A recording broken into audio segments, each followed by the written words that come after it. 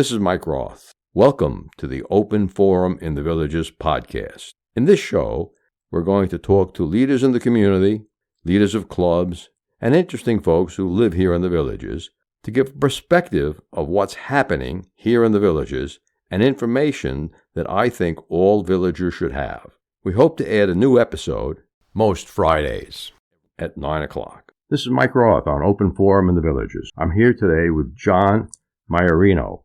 Thanks for joining me, John. Thank you. Today we're going to be talking about a subject which is dear to my heart. It's the subconscious mind.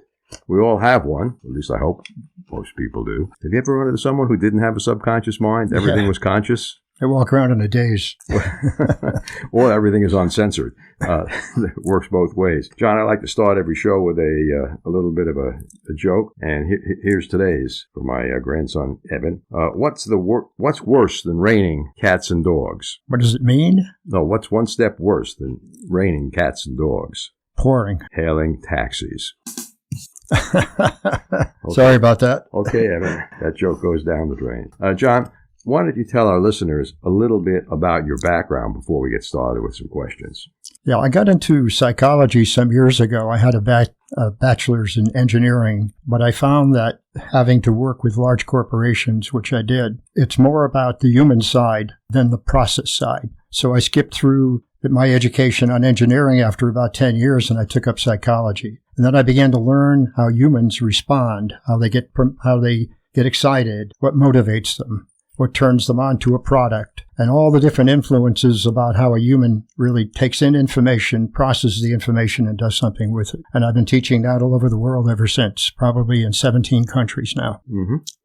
Subconscious mind is everything that you do. It's your behavior. It becomes your personality. And let me give you an illustration of that. The subconscious is what you've learned from the time you were 3 or 4 years old, can apprehend and take in information from your parents and others till the time you're about 10 years old. And so it's like a program in a computer. People telling you and teaching you how to behave, how to act, what's right, what's wrong, hopefully the right way. And it's stores in your body and in your brain, also in your heart. We've just recently learned the last 20 years about the heart condition for that too. So now we've taken in information, it becomes our personality, and it turns out to be how we tend to behave in everything we do. But it runs on autopilot, which means that everything you tend to do in life, how you're trying to think, how you're trying to make a decision, something else kicks in, and that's your subconscious. The subconscious overrides or can override any decision you make that might be a logical decision, because it also stores your emotion. And it conditions you to make decisions and operate and act in a certain way for the rest of your life. That becomes your conscious way in which you do something. So the subconscious, we call it being heart-wired, in that it resides in the body, in the heart. It has emotions behind it. It's the combination of everything you've ever learned. It's how you tend to behave. And therefore, if you behave that way the rest of your life, things never change. If I want to change how I make decisions, I want to change my mind about something, I have to go back to consciously thinking about how I can do that. But the subconscious is still going to pull me in a direction for what it knows and what it does automatically. So call that your autopilot and how people think. Mm-hmm. Is there a single part of the brain that the subconscious mind resides in? I've heard the brain is having 3 parts.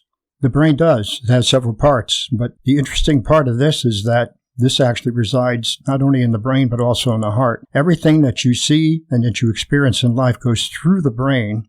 That's the frontal lobe of an individual, but also resides in the heart. We found about 15, 20 years ago when a little girl got killed, how she was murdered. Another little girl received her heart, and that heart transplant transcended everything that we ever believed, because that little girl knew everything about the heart that she took in, the little girl, how she got killed. She named the killer. Everything went to court, and she won. And what happened is we began to unfold in the medical history all over the world how many heart transplants have resulted in someone getting a total mental transplant, personality transplant. Everything from their behavior to their habits was transplanted with the heart. We then learned that the heart has its own configuration of memory, of neurons, just like the brain does.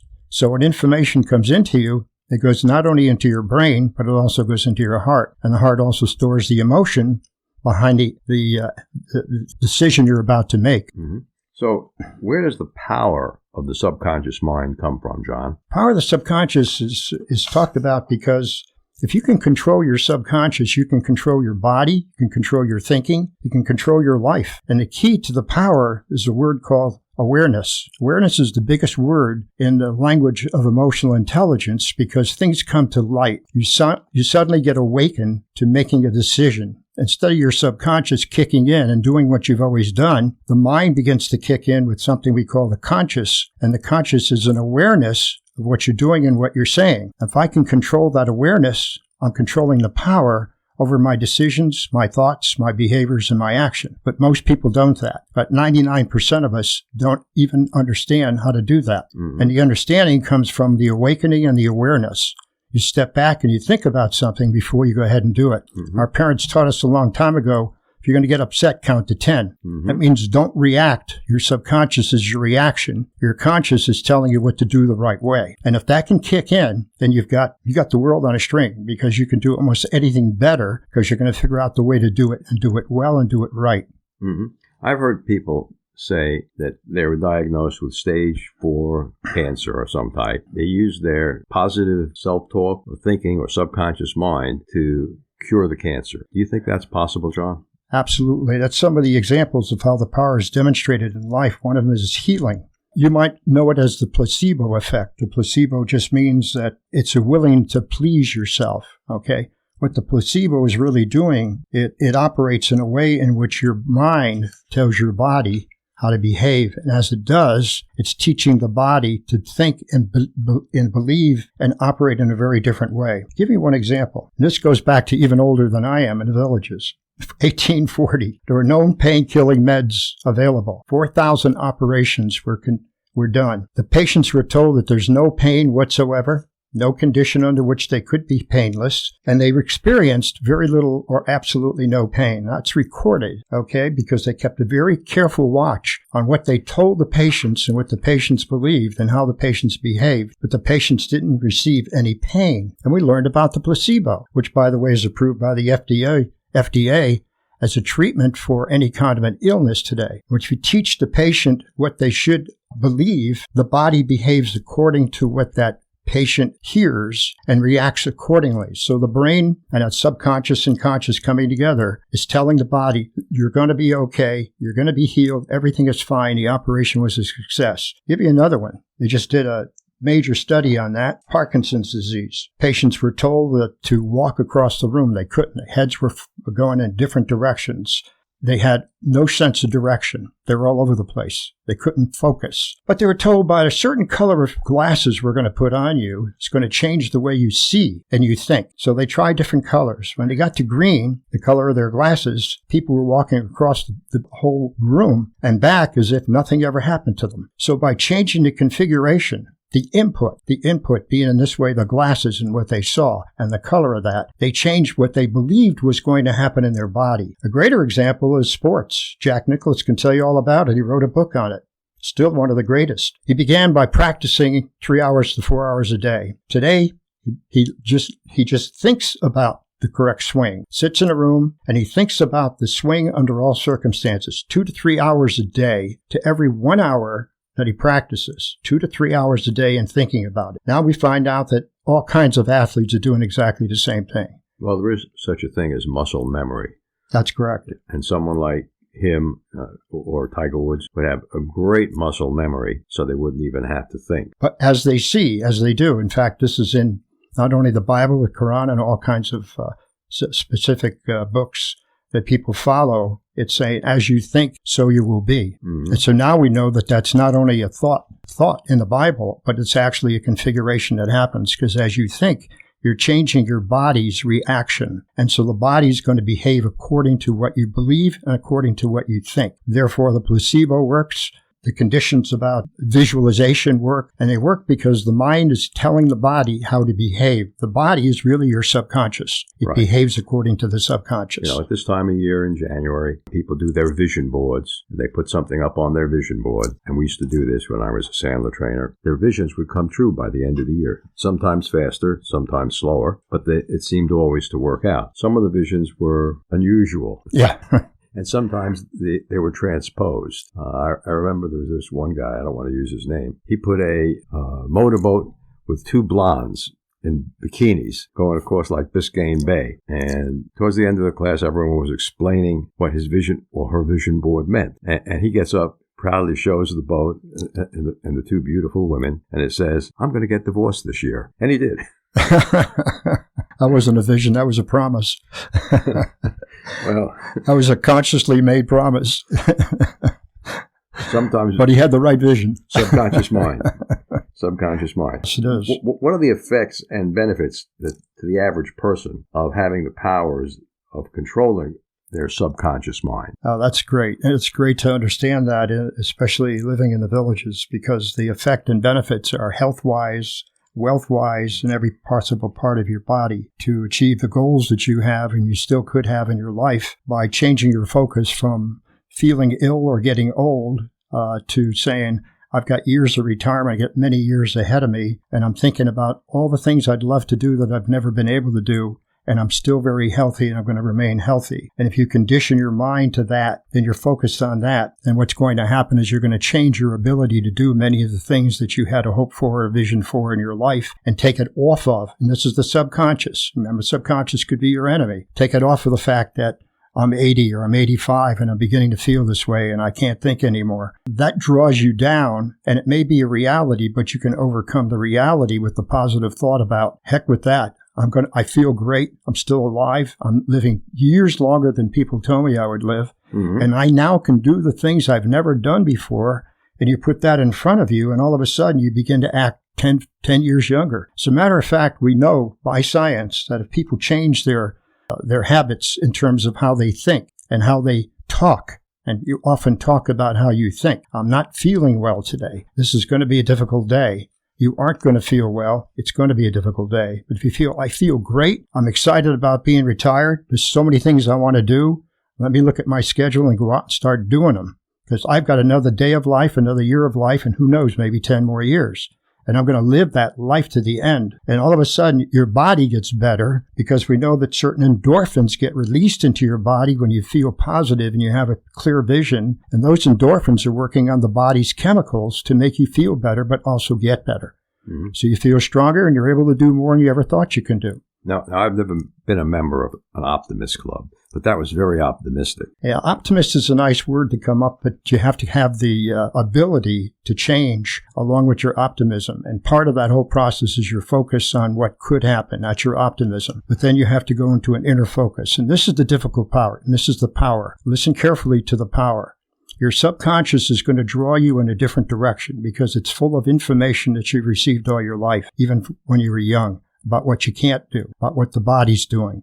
You watch somebody cross the street and they're stooped over as they're going to cross, guarantee you'll start walking the same way that person does. So the world is full of an environment that's going to draw you in a direction of, I can't do it. And this is where the mind has to be trained to say, no matter what I see, I focus and I know I can do something beyond what that person's doing, what others have been able to do in my life. And I'm going to do them. It doesn't take a second to do that. It takes training to do that. So how do you train or learn to use the power of your subconscious mind? Well, first to understand what it is. First to realize that it exists. Mm-hmm. And I can realize that because there's so much out there, so much teaching that's going on, especially in the villages about this stuff. Dr. Joe Dispenza and many others, Tony Robbins, many books on the subject, that there are YouTube after YouTube after YouTube where they're talking about this. I would engage in getting into some of these YouTubes to talk about how you can change your life by changing your vision, your direction, how you feel about yourself, and also get into areas like,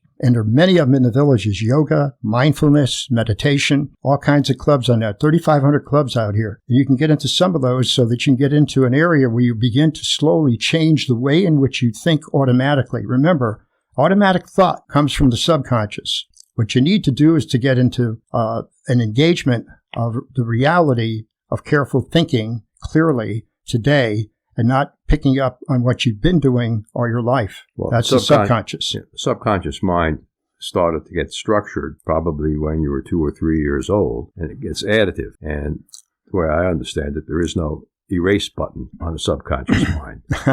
You may write a new message that's louder than the first message that you got, but there is no erase button. All the old memories are always going to be there. That's why I'm glad you said that, because it's a condition. It's not something you can do overnight. If you practice meditation, mindfulness, or yoga, or anything like that, you get into any of these clubs or exercises that you can do, you're teaching your mind how to think differently. You're teaching your conscious how to overcome your subconscious until you've changed your subconscious. You know, I came out of the computer world many years ago and taught people how to program and everything else. I was head of one of the largest software companies in the world at the time for training and learning. And what we learned is that when you program something into a computer, that's the way it's going to behave. Well, we're programmed. As Mike said, from the time you're about 3 years old to the time you're 9 years old, you've learned everything that is in your subconscious. And if that's good information, you'll behave accordingly. Okay, you're conditioned to behave that way. So your conscious and your subconscious would be one. But if you received information, okay, and it could be through a lot of different areas of your life to receive that information. It could also be your emotion, your emotional conditions, the conditions of your parents, the epigenetics that they pass on to you.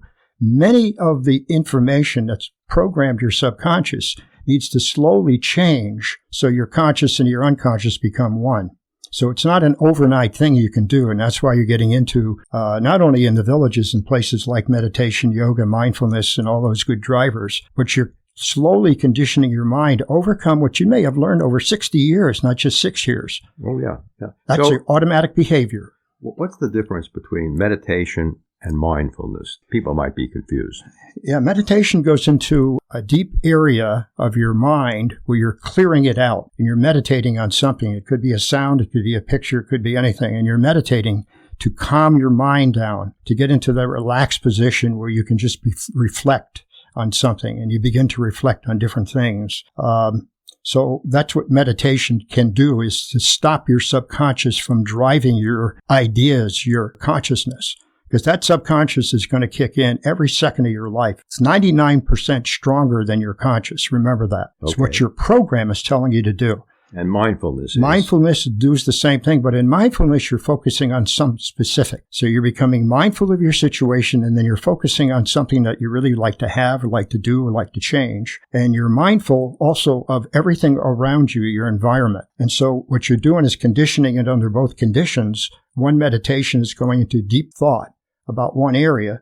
Mindfulness is to focus on maybe an issue or a certain area that you'd like to improve on. And then picking up on things that are in your environment and control to make the future better than the past. Exactly. Good. You need to brainwash yourself. That's what it comes down to. There's a great video on YouTube, and he does a fabulous job about how to brainwash yourself. And it's also by Dr. Joe Dispenza, who's the leading probably authority in this whole area about how the mind works and the subconscious works.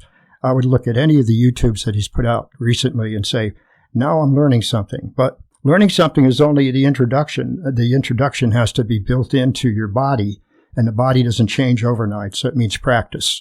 Mm-hmm. Not a lot of words, we like to hear about, but it works in golf. It can work on your mind. In psychology, we have learned about the inner child that all of us have. How does that relate to the subconscious mind? The inner child is what, you learn between 3 and 9 years old. It's your behavior patterns that you've learned, and you tend to get it. But most of that is because you've absorbed a lot of emotion at that time, and you're learning about emotion. Emotional education that just came out just about 20 years ago, and it's been fabulous to leaders all over the world. It's the number one course in many universities now. And it said, let's look at the mind and look at the body and everything else that we've studied for 100 years. But let's take a look at emotions and where they kick in. And what we find out is the emotions is the overriding condition that can change your mind, change your personality and your behavior. So what we try to do is to say, okay, now we got a new program. In fact, I'm going to be teaching that in the villages for the next 3 months, called emotional intelligence. And it's the conditions under which you can now control your emotion,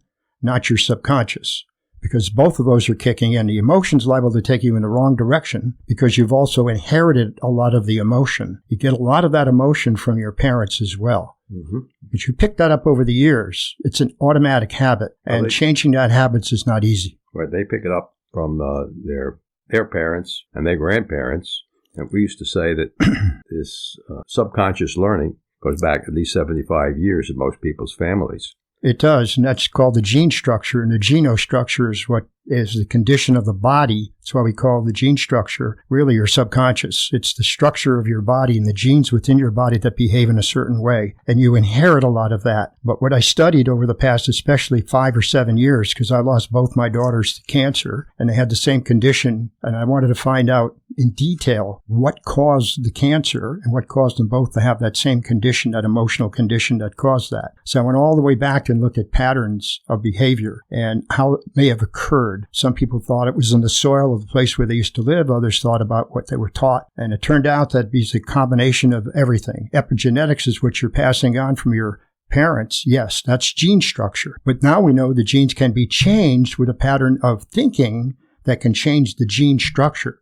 So your body changes according to how you think. And if you can think the right things and get through the pattern, well, that was caused by their situation when they were young, and they're passing that on to me. I refuse to inherit that. I'm going to change the way I see this thing forming in my body. And all of a sudden, we're finding that the body is behaving according to how you think, not according to what you were told.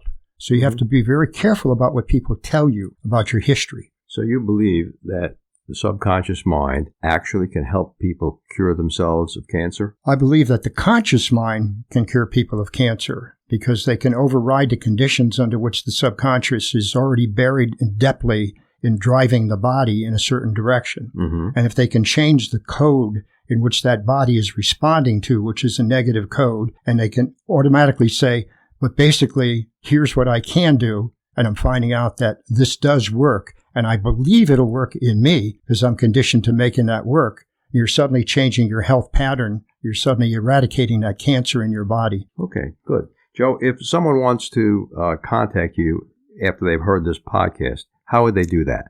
There's a couple of ways. They can contact me directly, but there's also a YouTube that's been online now for several years. It's hopefully a very popular one. That's why it's still online by national organizations. It's called The Power of the Subconscious Mind. My name, John Maiorino. And all of a sudden you can watch the hour and a half that I did a presentation here in the Villages, which was sold out. 300 people watched that were there that day. But it's also everything we're talking about in fine detail with the videos behind them. Is your email address in that? And my email address is jamaior1222@gmail.com. Glad to talk to anybody about any of these conditions. Great. Thanks a lot, John. I'm glad you came on to the show. Thank you. Appreciate the opportunity. Good luck, everyone. Remember, our next episode will air live Friday at 9 a.m., or should I say pre-recorded, but that's when it'll be released on our regular subscriptions. Bonus subscribers can get early access to episodes. Should you want to become a sponsor of the show, contact me at mikeroth@rothvoice.com. If you know someone that you think should be on the show, send me an email at mike@rothvoice.com. I want to thank everyone for listening to the show. The content of the show is copyright by Roth Voice 2022, all rights reserved.